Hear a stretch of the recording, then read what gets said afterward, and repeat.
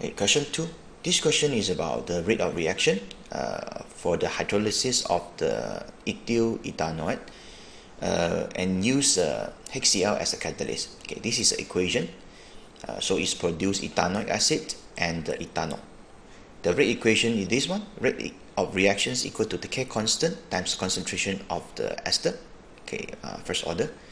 The progress of the reaction is followed by determining how the concentration of acid change with time. So the concentration of acid means the ethanoic acid that produced. We can determine this concentration by doing this titration. A portion of reaction mixture is removed every 5 minutes and titrate with sodium hydroxide. So means during the titration is reactions between the strong base and the weak acid. Okay, and final titration is carried out after 180 minutes. Okay, now we have about 6 steps. Okay, first, add 70 cm cube of ice water in 7 separated small conical flasks. Add a few drops of phenolphthalein indicator to each flask. Phenolphthalein is pink in alkaline and colorless in acidic. Phenolphthalein is a good indicator for this titration, okay, because it's a strong base weak acid. Okay, step 2. Use a measuring cylinder to transfer 100 cm cube of 0.2 mol per dm cube acid into the large conical flask. After that, then add the 5 cm cube of the ester to this large conical flask and mix the content. And start the stopwatch. Okay, transfer 10 cm cube. Okay, step 4. Transfer 10 cm cube of the reaction mixture to one of the small conical flasks containing the ice water and indicator. So means only take 10 cm cube, put in the ice water, and record the time. Shake the small flask. Step 5. Carry out a single titration of the mixture in the small conical flask using this concentration of sodium hydroxide. Okay, repeat the step 4 and 5 for these using different small conical flasks for each titration. Okay, now for part A, give 2 reasons that explain why the use of ice water in step 4. Okay, step 4, why we want to use the ice water together with indicator, and decrease the rate of reaction.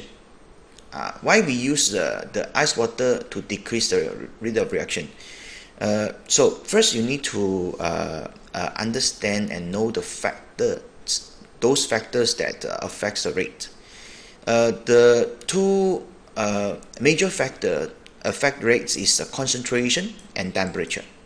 So means you need to use these 2 to explain why use ice water. Okay, so for the first reason, so the solution become more diluted means concentration is lesser. Okay, because now the become more diluted, concentration is lesser, so the rate is slower. That's how you relate. And of course the temperature also very important. Higher temperature, then is faster. So because ice water, so temperature is lower. When temperature lower is of course slower, right? Okay, that's the 2 factors you must relate. Part B, describe the observations that used to determine the endpoint of the titration. Because it's the acid with alkaline, initially must be colorless. When it's almost the end point, when there is extra drops of alkalines, then it will turn permanent pink, right? So the change is from colorless to permanent pink. Okay, part C. The result of the experiment shown in table 2.1. Okay, VT is the titer at given time. Okay, V infinity is a final titer at t equal to 180 minutes when the reaction is assumed almost complete. So we have this table 2.1. Completes the table 2.1 and this column 3, you need to make sure 2 decimal places. Column 4 must be 4 significant figure. Okay, so now you just need to fill up. Okay, so Because here there is a 180 minutes. The volume means the VT here actually this one is the V infinity. So at 180, so the VT is actually equal to V infinity. So use this one 45.7, the V infinity minus the VT means for example for this time equal to t equal to 0, so you just use the 45.70, okay, which is the V infinity minus the VT. VT is here, so you get 33.70. Try to do the same calculation for all these time, so you should get these values. Make sure all two decimal places, and after that you just log this value. Okay, so you get all this value. Make sure it's 4SF. Okay, after that plot a graph on the grid in the figure 2.1 to show the relationship between the log V infinity minus VT and the time. So draw the straight line of best fit. You should get something like this. Okay, make it smaller a bit. Okay, you should get something like this, and you get one abnormalous point at this 10 minutes. Right, so this is an abnormalous point. Okay, later we discuss that. Okay, so make sure you follow this, all the 6 points correctly plotted, and straight line of best fit, so you can get the marks. Okay, now let's move back. For this, done already. Part 3, circle one point on the graph that you consider to be most abnormalous. Suggest a reason to explain the abnormalous point you have circled. Okay, so this is the answer in mark scheme. Let's see how to get this answer. Okay, so this one is the abnormalous point. At time equal to 10 minutes, supposingly it should be here, somewhere around here. Okay, but from the experiment data, the value is become less positive, is lesser. So why this value lesser is because the VT means the volume at this 10 minutes is larger.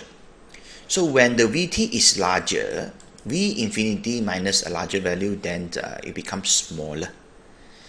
So means this abnormalous point is because the VT is larger than expected, which means the VT should be lower, than 22.15. 22.15 in the table is the larger one. Here is the larger one. It should be smaller than this, the VT. Okay, why this one is larger than the is supposed to be? So then you need to know from the titration. Okay, what is the one that gives the VT? So the volume is the sodium hydroxide that being used, because we use the sodium hydroxide titrate with the mixture. In the mixture there is this ethanoic acid. So means the ethanoic acid is more than expected. So why the ethanoic acid is more than expected? Because the time is getting longer. Longer time means it's produce more acid. Longer time means hydrolysis is more, it's produce more acid. Then the sodium hydroxide that used is actually larger or more. That's why we have this answer in mark scheme. The actual time of the sample removed in step 4 is actually longer. Longer means produce more acid. More acid means the VT is larger.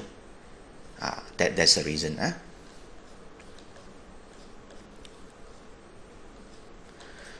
Okay, for this part 4 is quite straightforward and easy. Okay, determines the gradients of your line of best fit. State the coordinates.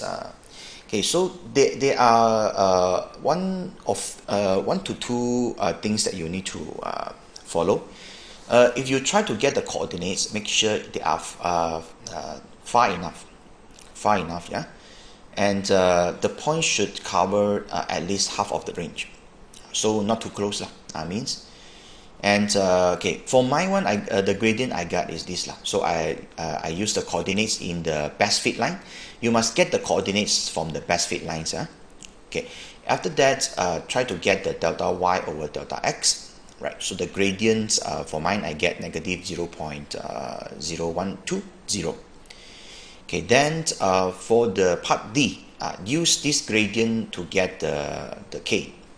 Right. So from here, it's quite obvious. This is the y axis just now, and this is x. So means negative k over 2.303 is the gradient. So the gradient is quite obvious now. Okay, in this part. So we use the gradient to calculate in the previous part. Okay. Compared with this, means gradient equal to negative k over 2.303. So the k you should get something like this. 4 times 4.61 times 10 power negative 4. Right, this is the k constant, so per second. Now part E. Use your graph in figure 2.1. State whether you consider the result to be reliable. Give a reason.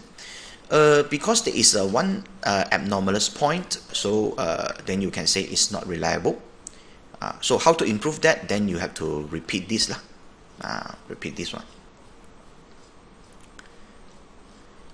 Okay, now for the part F, K increases means the constant, the rate constant increases with temperature. A second experiment is carried out at higher temperature. Higher temperature, then sketch the suggested line of best fit on figure 2.1 for the second experiment. Okay, so first you need to know when the already told you K increases with temperature. Now it's higher temperature means the K, the gradient also must be so-called more negative. When the gradient is more negative means K is larger later, right? So means in the graph you need to make sure because it's a constant here, right? So you must start from the same value here, starting point, and you just draw the line that is the more negative gradient, right? So let's say you just draw the dotted line like this, and you label F here. So more negative gradient, yeah, then it can give a larger K later. Okay, so that's all. Thank you.